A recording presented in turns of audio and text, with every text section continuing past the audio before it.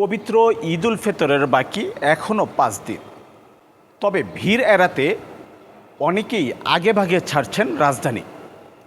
নারীর টানে বাড়ি ফেরার এই শুরুর দিকে রাজধানীর কমলাপুর রেলওয়ে স্টেশনে নেই যাত্রীদের সেই চিরচেনা উপচে পড়া চাপ। নির্বিঘ্নে কিছুটা স্বস্তিতে ট্রেন ধরতে পেরে খুশি সাধারণ মানুষ। রাজধানীর কমলাপুর রেলওয়ে স্টেশন থেকে ঘরমুখো মানুষের ঈদ যাত্রা নিয়ে সর্বশেষ সংবাদ জানাতে আপনাদের সাথে যুক্ত হয়েছি আমি জি.কে. সোহাগ। কমলাপুর রেল স্টেশন মানেই যে উপচে পড়া ভিড় আর কানায় কানায় পূর্ণ প্ল্যাটফর্ম। ঈদের 5 দিন আগে সেই চিত্র এখনও মেলেনি। সকাল থেকেই স্টেশনের পরিবেশ ছিল অনেকটাই স্বাভাবিক। ট্রেনের শিডিউল বিপর্যয় তেমন একটা না থাকায় স্টেশন ছিল অনেকটাই ফাঁকা। ভালোই লাগছে, ফাঁকা লাগছে সব কিছুই। স্কুল কলেজ বন্ধ দিয়ে দিয়েছে, তো ভাবলাম যে আগেই চলে যাওয়া যাক। তবে স্বস্তির পাশাপাশি অস্বস্তিও প্রকাশ করেছেন কেউ কেউ। বিয়ার মধ্যে থেকে যাত্রী আরও বাড়বে, আরামে কোনো সুযোগ নাই। সো আর হচ্ছে এটা একটু লেট করে থাকতেছে। আমরা একটু মানে কিছুটা উদ্বিগ্ন যে সময় মধ্যে বসতে পারবো কি না। মানে ইফতার আছে, ইফতারের মধ্যে যদি বসতে পারি ভালো হয়। আমার বাসা ব্রাহ্মণবাড়িয়া যাবো, তো 6টার আগে বসতে পারবো কি না সেটা নিয়ে আমার একটু দ্বিধা কাজ করতেছে। টিকিট লাগি হ্যাঁ, লাইন অনেক দীর্ঘ লাইন। কতক্ষণ দাঁড়িয়েছিলেন? অনেকক্ষণ দাঁড়া থেকে এই পাশে আইয়া ভিতরে আইয়া ওই যে দাঁড়ায় রয়েছে, ওদের কাছ থেকে টিকিট আনছি দুটা, আমরা বেশি নিচ্ছি। ওই যে টিকিট হলো 60 টাকা করে, নিচে হলো 2 জনের কাছ থেকে 260।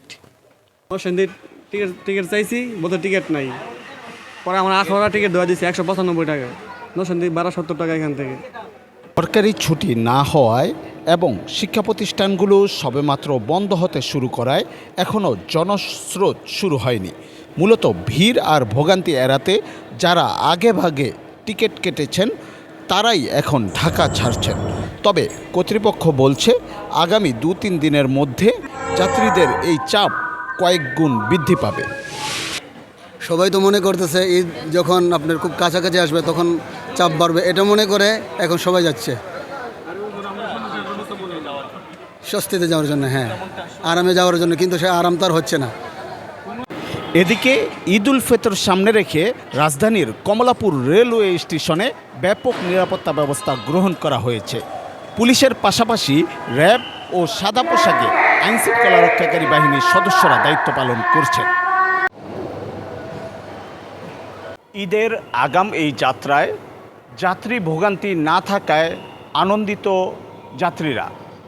তবে এই স্বস্তি কতদিন বজায় থাকে সেটি এখন দেখার বিষয়।